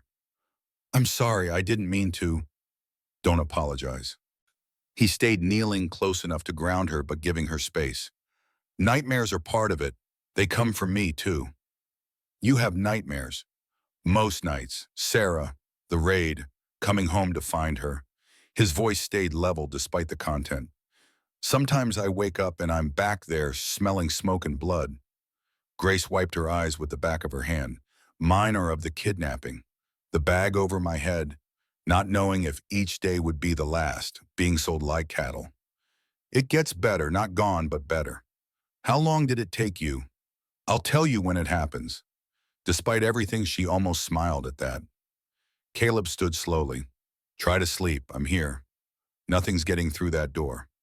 But as he started to move away, Grace's hand shot out and caught his wrist. Could you? Would you stay? Just for a little while? He hesitated only a moment before pulling the chair closer to the bed and settling into it. I'm here. Grace lay back down, her hands still touching his where it rested on the chair arm. Neither acknowledged the contact directly, but neither pulled away. She fell asleep like that, her fingers loosely curled around his wrist. Caleb stayed until dawn, watching over her, thinking about trust and trauma and the strange bonds that formed between people who'd survived terrible things. By mid-December, Caleb was moving normally again despite lingering soreness. Grace had kept the cabin running so efficiently that they'd actually gained ground on their winter stores rather than losing it. They fell back into working together. The dynamic shifted slightly by everything that had happened. Less teacher and student now. More partners with different but complementary skills. One evening, Grace was sorting through the storage trunk, organizing their remaining dried goods, when she found something that made her pause. A smaller wooden box carved with careful detail pushed to the back corner. She looked at Caleb, question in her eyes. He knew immediately what she'd found. Sarah's things. Haven't opened that in 8 years. I'm sorry, I didn't mean to intrude. It's fine. But his voice carried weight that said it wasn't quite. Grace started to push the box back, but Caleb stopped her. Wait. He crossed to the trunk and pulled the box out fully, stood there holding it for a long moment, feeling his familiar weight. Then he opened it. Inside, carefully preserved, a calico dress, simple but made with love. Letters written but never sent to family back east. A small Bible with Sarah's name inscribed in careful script. A sketch of the cabin done in pencil, Sarah's artistic hand evident in every line. And at the bottom, a gold wedding band. Caleb lifted the Bible and held it out to Grace. She'd want you to have this. Grace's hands shook as she took it. I can't. This was hers. You need it more than I do. I stopped reading years ago. She opened the book carefully, reverently. The pages smelled of age and dried flowers. Sarah's handwriting marked certain passages, notes in the margins about faith and doubt and daily grace. She questioned things, Grace said softly, reading one notation. All the time. Drove the priest crazy with her questions. Caleb almost smiled at the memory. She believed, but she wasn't blind about it. Wanted to understand, not just accept. Grace traced Sarah's writing with one finger. Thank you for this. I'll take care of it. I know you will. That night, Grace read by firelight for hours, absorbing Sarah's thoughts and prayers. Caleb watched and thought about how strange it was that his dead wife's faith might help keep someone else's alive. 2 weeks before Christmas, another arrow came. Caleb found it at dawn, driven into the same place on the door. The message attached made his jaw tighten. Grace was making coffee and looked up at his expression. What now? He handed her the letter wordlessly. Stone Federal Marshal won't reach you before spring. I've made certain of that. Your girl's father is dying in Denver. Real this time? Doctors give him weeks maybe. 500 still stands. Or she can come down herself. Free. Just her. I'll let you be. Think about it. Man deserves to see his daughter before he dies. W.B. Grace read it twice, her face going through several emotions. Confusion. Anger. Something that might have been grief. Is he really dying? She asked quietly. Wade could be lying, could be telling the truth. No way to know from up here. But if he's really dying and I don't go, she set the letter down with shaking hands. What kind of daughter refuses to see her dying father? The kind whose father disowned her and whose uncle kidnapped her and tried to kill her. Caleb's voice was gentle but firm. Don't let Wade manipulate you with guilt. But what if it's true? Then in spring we go to Denver together. You see for yourself what's real and what's a lie, but you do not go down there alone in winter to walk into whatever trap Wade has set. Grace moved to the window, staring out at snow-covered landscape. My father sent me to the convent because I embarrassed him. Too wild, he said. Too opinionated. Not a proper lady. Her breath fogged the cold glass. For 3 years I heard nothing from him, and no letters, no money, nothing. And now when it's convenient, suddenly I'm supposed to care that he's dying. You don't have to care. You don't owe him anything. But I'll always wonder. She turned to face him. If I don't go and he really is dying, I'll spend the rest of my life wondering if I should have tried. Caleb recognized that particular torture, the what-ifs that haunted a person. He'd carried enough of his own. Then we wait for spring, he said firmly. 2 months, maybe 3. If he's alive, then you go with the protection. With me or with Samuel and his men. If he's not, Caleb shrugged, then you're not responsible for what you couldn't prevent. Grace considered this, the conflict clear on her face. Duty to a father who'd abandoned her. Safety in the mountains. The unknown variables of what Wade really wanted. Spring, Brian, she agreed finally. I'll wait until spring. But the letter haunted her in the days that followed. Caleb could see it in the way she stared into the fire at night, in the distraction that sometimes made her lose track of tasks. The question of her father ate at her Wade's manipulation working exactly as intended. Christmas came and went with little acknowledgement. They were too isolated for celebration, too focused on survival. But on Christmas Eve, Grace cooked something special from their dwindling supplies. Rabbit stew with the last of their dried vegetables, made rich with care and attention. They ate by firelight the meal better than anything Caleb had tasted in years. My mother used to make this, Grace said quietly, every Christmas Eve. She'd save all year for the spices. It's good. She was good, patient when my father wasn't, understanding when the world wasn't. Grace set down her bowl. She's the reason I survived the convent. When everything felt pointless, I'd remember her voice telling me I was stronger than I knew. She was right. Grace looked at him across the table. You never talk about your family. Before Sarah, I mean.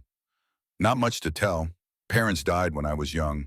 Grew up in an orphanage until I was old enough to join the army. That's where I learned everything useful. He refilled his coffee. Sarah was my family.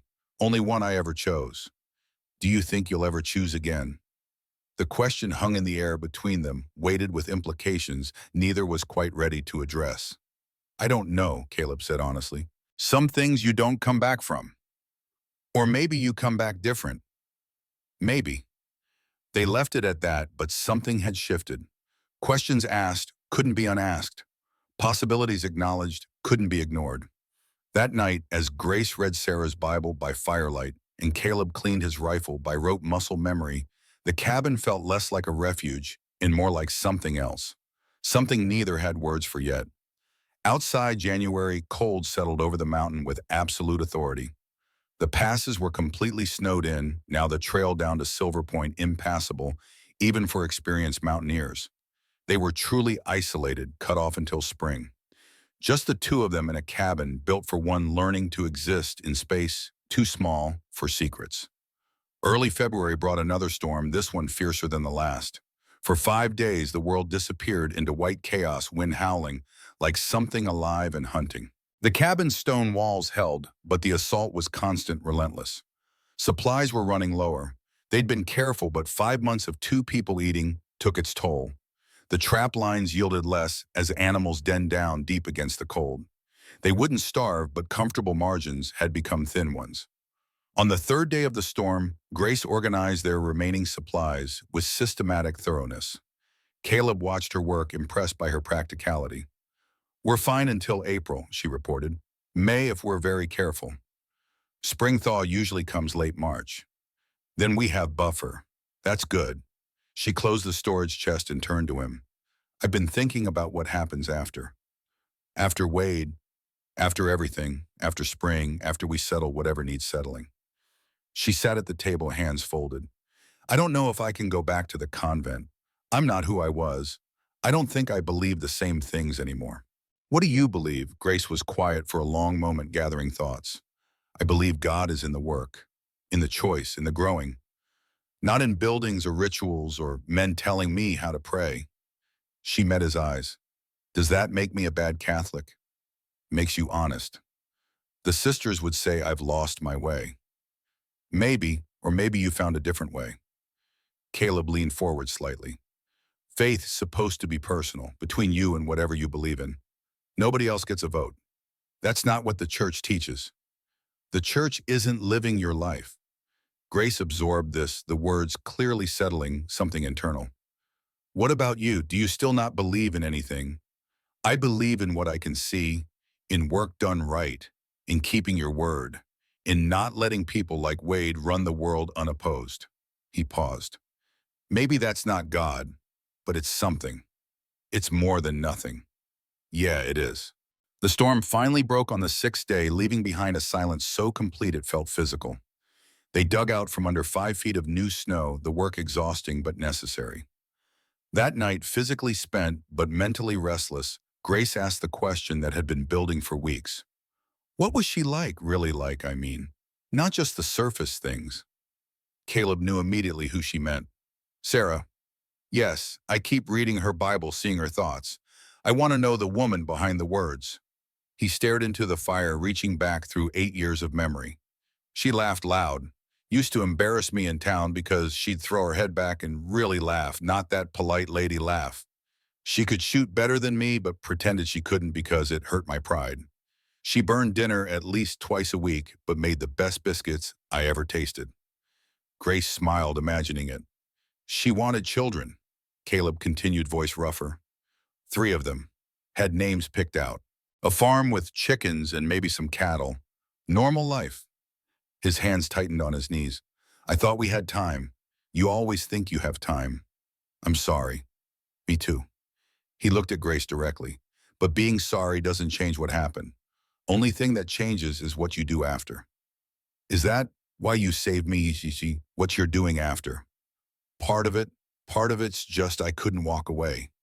I'm glad you couldn't. The admission lay between them, honest and vulnerable. Outside, somewhere in the darkness, a wolf howled. Then another answered. The sounds of life continuing, despite winter's grip, despite hardship, despite everything. Inside the cabin, 2 people who'd survived terrible things sat by firelight and tried to figure out what came next. March arrived with the first hints of thaw. Snow that had been rock solid began to soften in afternoon sun. Icicles dripped from the cabin's eaves. The passes would open in weeks, maybe a month. Wade's deadline was approaching. They both felt it, the weight of spring bearing down with inevitability. One evening as Grace prepared dinner and Caleb sharpened his knife, she spoke without looking up from her work. I've been thinking about my father, about Wade's letters. Caleb's hand stilled. And I realized something. Whether my father's dying or not, whether he wants to see me or not, none of that changes who I am now, who I've become up here. She set down the pot she'd been stirring. I can't go back to being the Grace who was sent to the convent. That person doesn't exist anymore. No, she doesn't. So even if we go to Denver in spring and my father really is dying, I won't be the daughter he remembers. I'll be this version, the one who can split wood and dress game and survive winter on a mountain. She turned to face him. I don't know if he'd even recognize me. Would that bother you? Grace considered. No, I don't think it would. The certainty in her voice told Caleb she meant it. But that night, long after Grace had fallen asleep, Caleb sat his watch and thought about choices. About the woman sleeping in his bed who'd been given every reason to leave and had stayed. About spring coming whether they were ready or not. About Wade Brennan and old debts and the reckoning that waited below. About the fact that somewhere over the winter, Grace had stopped being a responsibility and started being something else. Something he didn't have words for yet, but couldn't ignore. Measured twice, cut once, he'd told her months ago. But what if you'd already cut? What if the choice was already made irreversible, and all that remained was seeing it through to whatever end waited? The fire crackled. Grace stirred in her sleep, but didn't wake. And outside the mountain held its breath before spring's arrival. Then on the first day the trail showed any possibility of travel, a figure appeared on the horizon. Not Wade. Not his men. A lone traveler in black robes moving slowly through melting snow, with the careful deliberation of someone who knew the mountain didn't forgive mistakes. Caleb saw him from the cabin window and felt his stomach tighten. A priest. Grace saw Caleb's expression and moved to the window. When she saw the approaching figure, all color drained from her face. Father Thomas, she whispered. The priest Wade had mentioned in his letter. The one who'd visited St. Catherine's. The one who'd carry the church's judgment on everything Grace had become. Grace's hands started to shake. Not from fear exactly, from the sudden collision of 2 worlds she'd thought separated by time and distance. The past was walking toward them through melting snow, and there was nowhere to hide. Caleb moved to the door, rifle ready. Not to threaten a priest, but because Father Thomas's arrival meant one thing clearly. Wade had sent him. And if the priest was here, spring had truly arrived. Which meant Wade and his reckoning couldn't be far behind. The vow that endures. Father Thomas reached the cabin as afternoon light slanted through pine branches, casting long shadows across melting snow. He was older than Caleb expected, perhaps 60, with a face weathered by decades of traveling mountain parishes. His black cassock was mud-splattered and worn practical, rather than ceremonial. The kind of priest who understood that faith in the high country looked different than faith in Rome. But his eyes, when they found Grace through the cabin window, held judgment alongside concern. Caleb opened the door before the priest could knock. Father. Mr. Stone, I presume. Thomas's voice carried the roughness of someone who'd just spent hours climbing through slush and ice. I'm seeking shelter, and a conversation with someone I believe is under your roof. Grace appeared in the doorway beside Caleb. When she saw the priest's collar, something in her posture shifted. Not quite a flinch, but a tightening that spoke of old conditioning. 3 years in a convent left marks that winter on a mountain couldn't completely erase. Sister Abigail, Thomas's voice softened slightly. Thank God, we've been searching for you. I'm not Sister Abigail anymore, Grace said quietly. Just Grace. The priest's eyes moved between her and Caleb, taking in her practical clothing, the easy way she stood beside the mountain man, the absence of fear or constraint. Reading a situation that clearly wasn't what he'd expected. May I come in? We have much to discuss. Caleb stepped aside, though every instinct screamed caution. Father Thomas was here because Wade had sent him, whether the priest knew it or not. This was manipulation wearing a holy collar. Inside, Thomas accepted coffee with the gratitude of someone who'd been cold too long. He sat at the table and studied Grace with eyes that had seen too many lost souls to be easily fooled. How long have you been here, child? Since October, nearly 5 months. And your relationship with Mr. Stone? Grace's chin came up slightly, that defiant tilt Caleb had first seen in Silver Point Market. He saved me from being sold to my uncle. He's given me shelter, taught me to serve, and asked nothing in return. Nothing. Thomas's eyebrow raised. You live alone with a man unmarried, far from the church's guidance.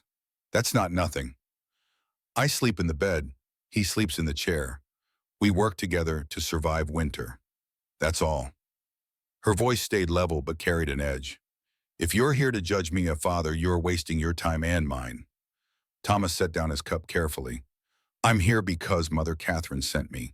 Because your father, before his death, endowed the convent with funds to secure your rescue. He pulled a letter from his cassock. She wants you to know you are welcome back. Your vocation awaits. The words landed like stones. Grace's face went pale. My father is dead. 2 months ago, February 3rd, his last act was ensuring your freedom. Thomas slid the letter across the table. This is from Mother Catherine herself. Grace picked up the letter with shaking hands. Caleb watched her read, saw tears form and fall, saw her bite her lip to keep from sobbing. When she finished, she set it down carefully. He died thinking I was still missing. He died knowing he'd done everything he could to bring you home. Thomas leaned forward. Grace, you can return. The sisters are praying for you. Your place in the community hasn't been filled. I never took final vows, Grace said, voice thick. I was only a postulant. But you took vows of poverty, chastity, and obedience. You're still bound to the church's authority. I was kidnapped, taken by force. And now, Thomas looked pointedly around the cabin. Are you here by force or by choice? Silence stretched damning in its weight. Caleb stood abruptly. I'll check the perimeter, give you privacy. He left before either could respond, closing the door behind him and walking into afternoon cold that felt warmer than the atmosphere inside. Father Thomas had asked the one question Caleb couldn't answer for her. The question that had been building all winter, unspoken but present in every shared meal, every evening by the fire. Every morning they woke under the same roof. Was she staying because she had to, or because she wanted to? And if it was want, what did that mean for both of them inside the cabin? Grace sat across from Father Thomas and felt the weight of two worlds pressing against her chest. Tell me what's in your heart, child. Thomas's voice had gentled, become pastoral rather than interrogatory. No judgment, just truth between you and God. Grace's hands twisted in her lap. I don't know anymore. I thought I knew. Before all this, I thought I understood my path, the convent, service, prayer. It felt safe even if it didn't feel right. And now I feel alive for the first time. I choose every day what I do, how I work, who I become. In the convent, I was performing, doing what was expected. Here, every choice is mine, including staying with Mr. Stone. The directness of the question made Grace meet his eyes. Yes. Do you love him? Grace's breath caught. That's not a simple question. It's the simplest question there is. He saved me. How do I know what I feel is real and not just gratitude? How do I know I'm not confusing safety with something else? Thomas nodded slowly. Love born from gratitude can become real love, but it can also be dependence mistaken for devotion. The test is this: if Mr. Stone wasn't here, would you still choose this mountain, this life? Grace opened her mouth to answer and found she couldn't. The silence was answer enough. That's your answer, child, Thomas said gently. Your peace is tied to a man, not to God, not to yourself. That's dangerous ground to build a life on.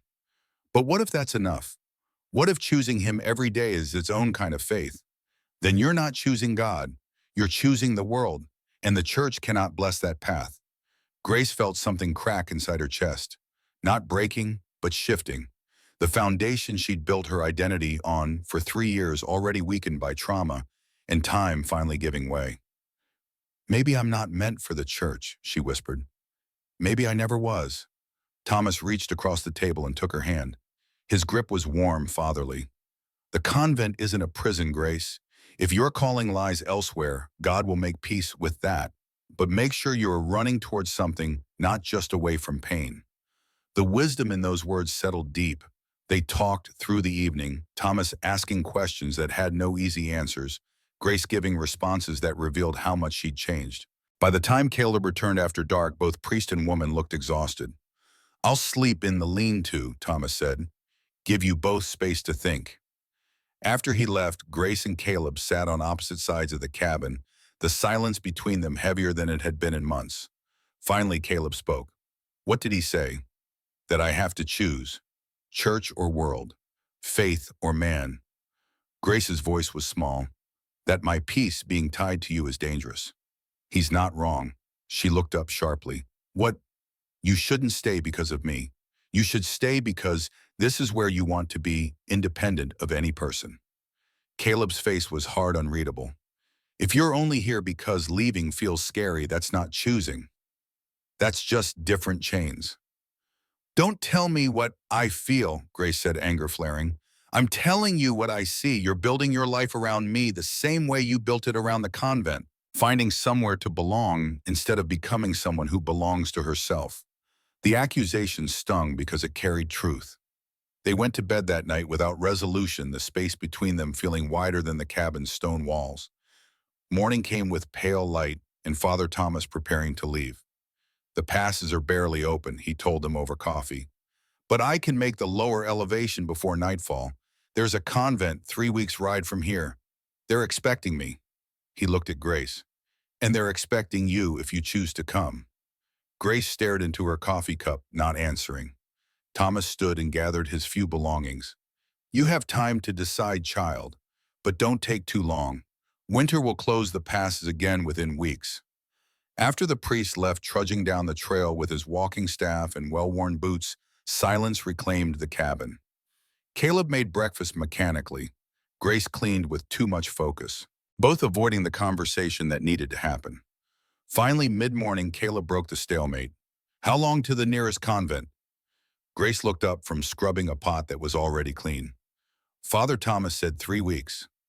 Then you should go with him. Catch up before he gets too far ahead.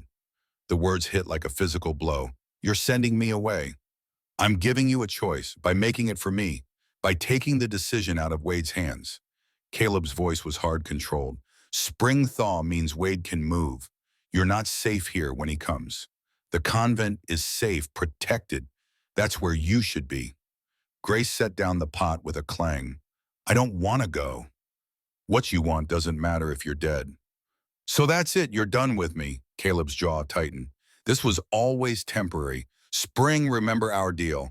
You'd help through winter, then I'd take you wherever you wanted to go. Well, spring's here. Time to honor the agreement. That was before. Grace's voice broke slightly. Before what? Caleb challenged. Before you confused gratitude with something else. Before you built your whole sense of safety around one person instead of yourself. Thomas was right. You need to figure out who you are independent of anyone else. Don't pretend this is for my benefit, Grace shot back. You're pushing me away because you're scared. I'm scared you'll die if you stay. That's not the same thing. Want it? You've spent 8 years hiding on this mountain. using Sarah's death as an excuse to never risk caring about anyone again. And now that someone's here, someone who stated through everything you can't handle it, the accusation landed in territory too raw to acknowledge.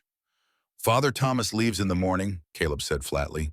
You should catch him before he gets too far. I'll pack supplies for the journey. And if I refuse, then you stay. And when Wade comes with 20 men, we fight. Maybe we win, maybe we die. But I won't force you to leave. This is your choice, Grace. For once in your life, choose for yourself instead of letting others choose for you.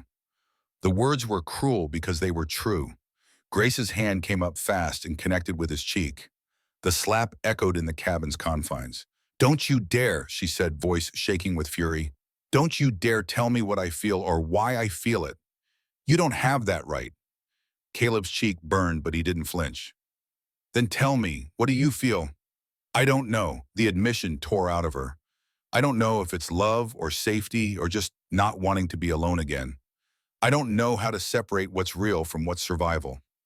All I know is that when I think about leaving, it feels like being torn in half. And when you think about staying, it feels like home, she whispered.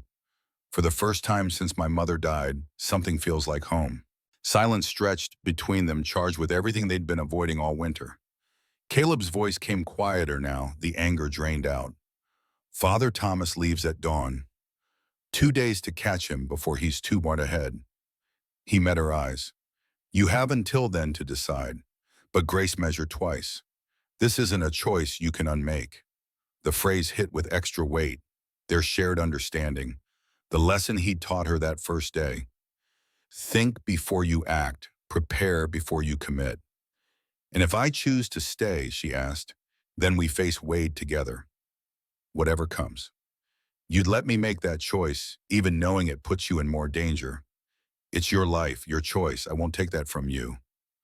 Grace wrapped her arms around herself, feeling torn between worlds, between identities, between versions of who she might become. That night, neither slept. Grace sat by the window watching stars wheel overhead, trying to separate obligation from desire, gratitude from genuine feeling. Caleb kept watch from his chair, giving her space to think, to choose, to become whoever she needed to be. At dawn, Grace stood at the door with a small pack of supplies. Caleb's heart sank. She'd made her choice. But Grace didn't open the door. Instead, she turned to face him. I'm not leaving, she said quietly. Not because I'm afraid of the world. Not because I don't have options. But because I choose this. I choose you. And maybe that's not the safe choice or the smart choice, but it's mine. Before Caleb could respond, hoofbeats sounded outside. Multiple horses, men's voices, the jingle of tack and weapons. Wade had come. Caleb moved to the window, rifle in hand. What he saw made his blood run cold. Not just Wade and a few men, a full contingent, 8 riders armed, arranged in a loose semicircle around the cabin. But they weren't advancing. They were sitting their horses waiting. And at the front, Wade Brennan held a white flag. Parley, Caleb said, disbelief in his voice. He wants to talk. It's a trap, Grace said immediately. Probably, but he knows I won't come out unless he plays it straight. Caleb checked his rifle, made sure the revolver at his hip was loaded. Stay inside, no matter what happens. He opened the door and stepped out into cold morning air. Wade sat his horse with the easy confidence of someone who knew he held most of the cards. Age had been kind to him, silver threading through his hair, lending him an air of distinguished cruelty. He smiled when he saw Caleb, the expression never reaching his eyes. Stone, you're looking well. Mountain air agrees with you. Say your piece, Wade, then get off my land. Straight to business. Fair enough. Wade leaned forward in his saddle. I'm here about the girl, my niece. She's not your property. Never said she was. But her father, my brother, he died 2 months back. Deathbed confession, calling for his daughter. Real touching, actually. She knows he's dead. Priest told her. Ah, good. Then you know his last wish was to see her settled properly. With family. Wade's smile widened. I'm here to take her to claim her inheritance. $50,000.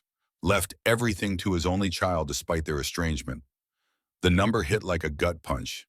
$50,000. A fortune beyond anything Caleb had ever seen. Grace, who had disobeyed and come to the doorway, went completely still. Wade saw her and tipped his hat. Hello, niece. Surprised to see your Uncle Wade actually doing right by family. You kidnapped me, Grace said coldly. Held me for ransom. Tried to sell me. Business mistake, Wade said easily. Thought your father would pay to get you back. Turns out he was just waiting to buy and leave you everything instead. My error. But I'm here to make it right. He pulled legal papers from his coat and held them up. Inheritance documents, all legal. Your father's lawyer is waiting in Denver with the rest. All you have to do is come with me, sign some papers, and you're a wealthy woman. And you're cut, Caleb asked flatly. Wade's smile turned sharp. 20%. Finder's fee. Fair compensation for keeping her alive all these months and delivering her safely to claim what's hers. Grace stepped fully outside, standing beside Caleb. What if I refuse? Then the inheritance goes to your father's cousins. Third removed never met them, but they're legally next in line, and you stay here broke until winter kills you or I do. Wade shrugged. Your choice, but seems foolish to throw away $50,000 out of spite. The offer hung in cold air, complicated and tempting, and wrong in ways Grace couldn't immediately articulate. Or, Wade continued, voice turning softer, almost reasonable, there's a third option. Come with me, claim the inheritance, pay my 20%. Then do whatever you want. Go back to the convent, stay with Stone here. Hell, buy yourself a ranch in California. I don't care. Money's all I want, Grace. You're free to make your own life after. It was the most reasonable thing Wade had ever said, which meant it was also the most dangerous. Caleb glanced at Grace, reading the conflict on her face. Your decision. What do you think I should do? She asked him. Not my choice to make. Grace looked between Caleb and Wade, between safety and risk, between the fortune she'd never expected and the life she'd built in a cabin. Then she stepped forward, looking Wade directly in the eyes. You stole me from the only home I knew. Sold me like livestock. Beat me when I resisted. And now you want me to trust you'll deliver me safely to an inheritance. I'm offering you freedom and money, Wade said. Not many people get both. No, Grace's voice was steel. You're offering me money. Freedom I already have. She turned to look at Caleb, and something in her expression settled. Sure now, decided. I choose to stay. Wade's reasonable package slipped, showing the cruelty beneath. Then you choose death. I'll be back with 20 men. Burn you both out. Then we'll be waiting, Grace said calmly. You're a fool, Wade spat, throwing away a fortune for a mountain hermit who can't even say he loves you. Grace's smile was small but genuine. Better an honest man who treats me as human than family who only sees dollar signs.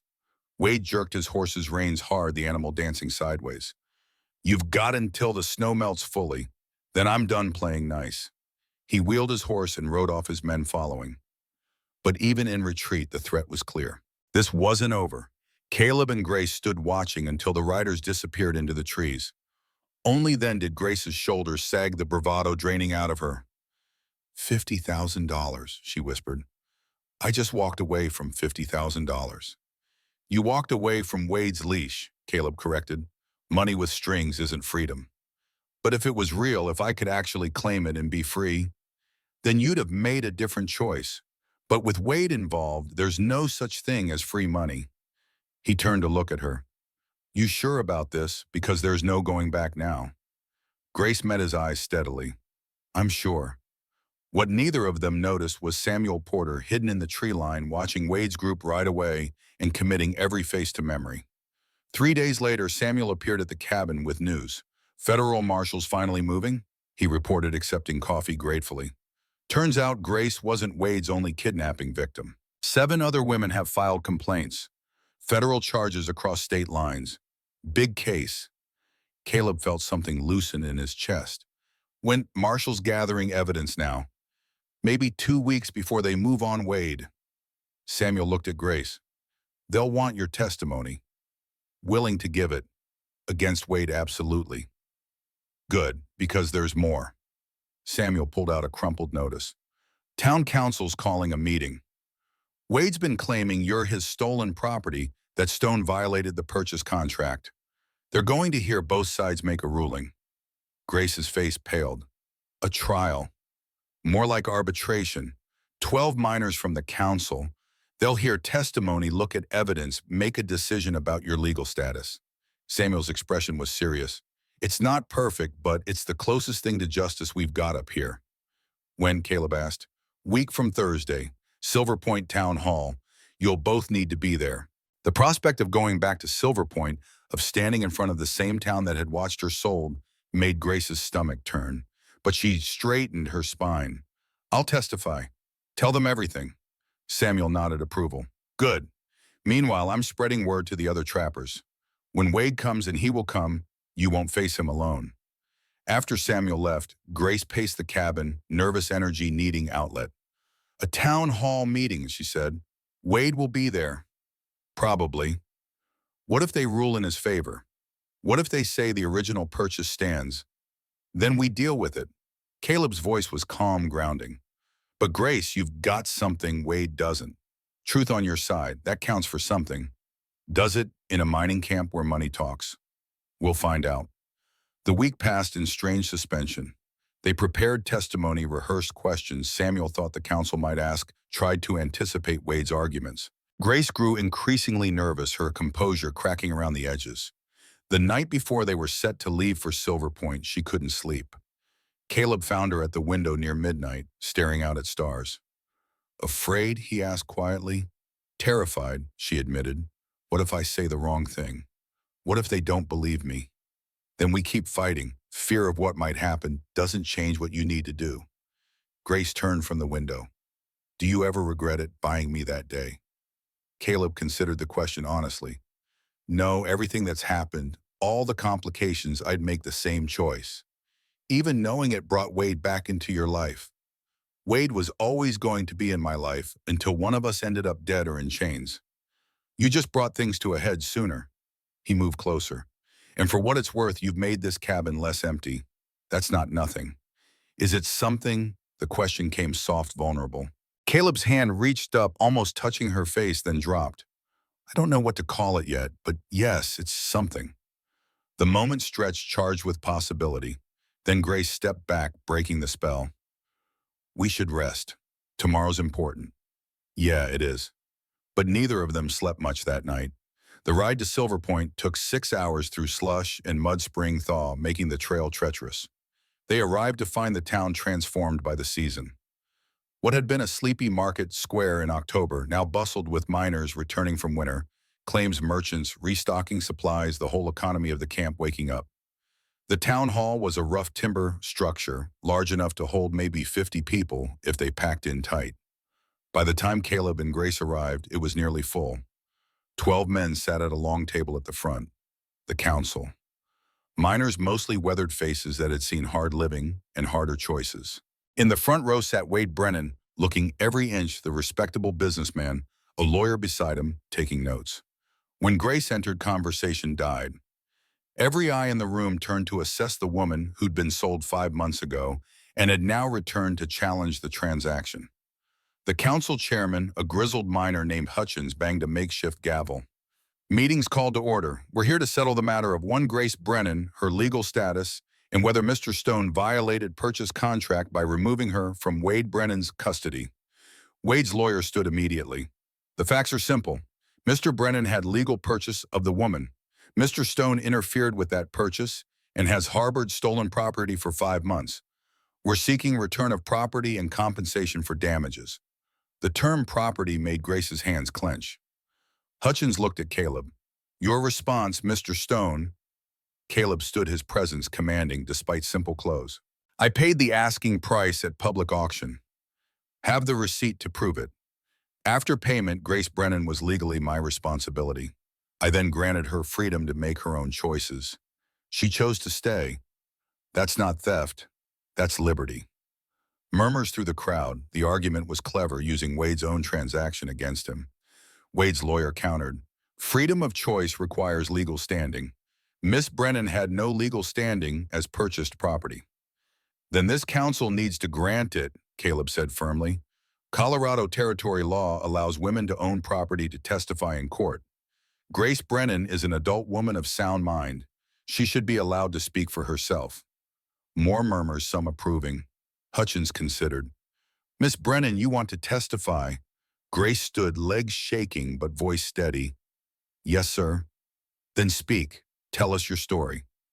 Grace moved to the front, acutely aware of every eye on her. She saw Wade's smug expression, saw doubt on some council members' faces, saw Caleb's steady support. She told her story. The kidnapping from St. Catherine's. The weeks of being moved camp to camp, Wade revealing himself as her uncle claiming ransom. The 2 months of waiting for rescue that never came. Being brought to Silver Point to be disposed of. Mr. Stone bought me to keep me from Wade Brennan, she said clearly. He gave me shelter, taught me to serve, but never once treated me as property. He gave me choices. Wade never did. Hutchins leaned forward. Were you forced to stay with Mr. Stone? Coerced? No, sir. Did he harm you? Never. Then why stay? Why not come to town, seek help from authorities? Grace took a breath.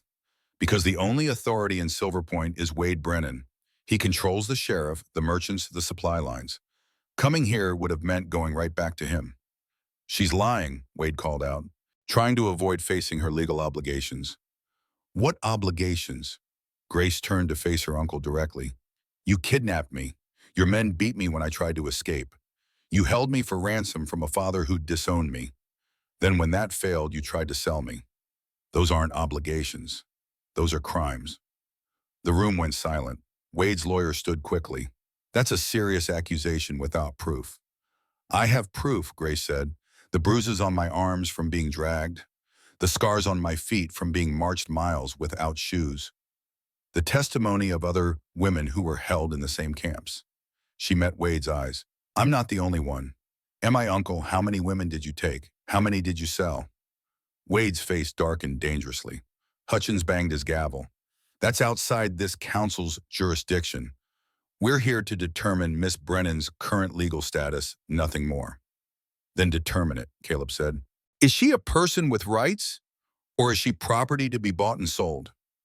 The council members looked at each other, the question hanging heavy. Finally, Hutchins spoke. This council finds that the original purchase was legally conducted according to territorial law. However, we also find that Grace Brennan, as an adult woman of sound mind, has the right to determine her own residence. Wade Brennan has no further legal claim. Relief flooded through Grace so powerfully she swayed. But Wade stood face twisted with fury. This isn't over. That ruling doesn't protect you from what's coming. Actually, a new voice said from the back of the hall, it does. Everyone turned. A man in a federal marshal's uniform stood in the doorway, 2 deputies flanking him.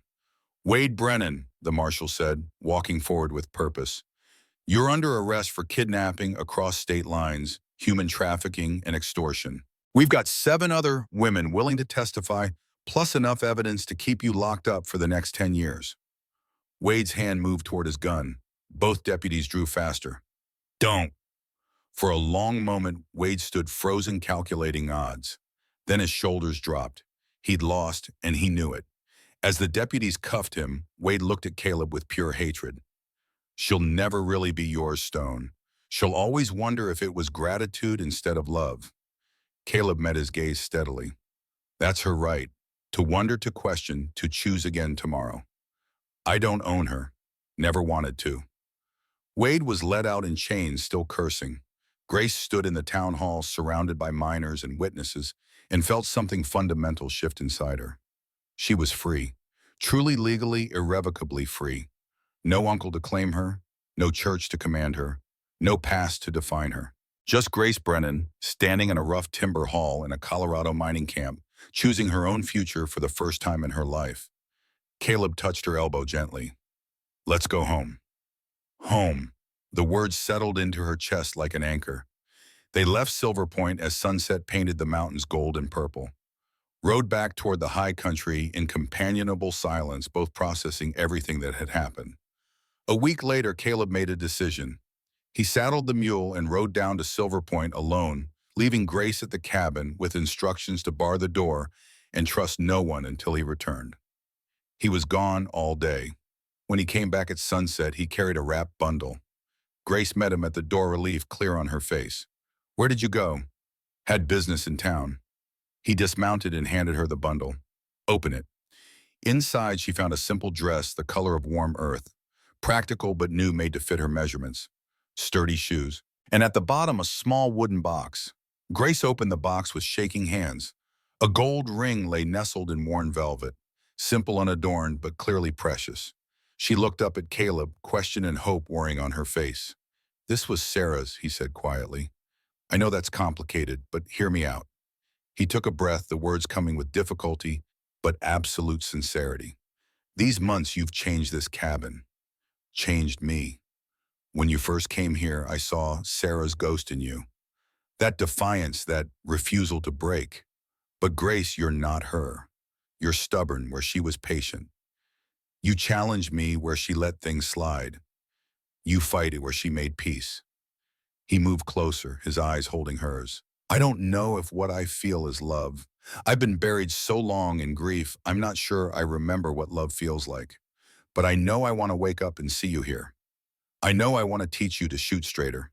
I know I want to argue with you about how to stack firewood." Grace's eyes filled with tears. "Measure twice, cut once, Grace. I've measured. I've thought about this all winter. And I'm choosing you, every day. Not because you're convenient or because you're here, but because life feels less empty with you in it." "I don't know if it's love either," Grace whispered. "But I know when I think about leaving, that feels like being torn apart. And when I think about staying, it feels like coming home." Caleb pulled the ring from the box. "I'm not asking you to be Sarah.